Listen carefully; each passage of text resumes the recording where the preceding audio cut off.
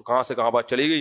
تو اللہ نے کیا فرمایا, بس ختم کر رہا ہوں میں, یہ تو اللہ کی باتیں کر رہا تھا میں, کچھ بیچ میں سیاسی باتیں بھی آ گئیں. کیا بات تھی بھائی؟ ہاں, اللہ نے فرمایا اعدوا لهم ما استطعتم من قوہ, دشمن کے خلاف مضبوط طاقت جمع کرو. کیونکہ ہم پاکستانی ہیں, ہمارے اپنے پھڈے الگ ہیں, لیکن ان پھڈوں کا ہمیں نہیں پتا کہ اسلام دشمن قوتیں فائدہ اٹھا رہی ہیں. سمجھ رہے ہو؟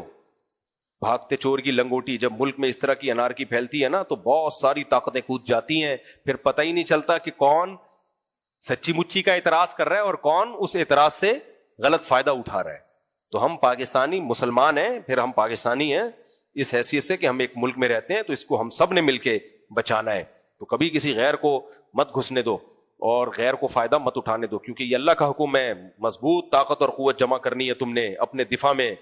ملک ہے تو باقی اسلام کی باتیں بھی ہوں گی, اسلام نافذ کیا جائے نہیں نافذ کیا جائے. جو سیکولر لوگ ہیں بولیں گے قائد اعظم تو سیکولر بنانا چاہتے تھے, اور مذہبی لوگ بولیں گے اور دلیل سے بولیں گے قائد اعظم اسلامی ملک بنانا چاہتے تھے اور حقیقت میں اسلامی بنانا.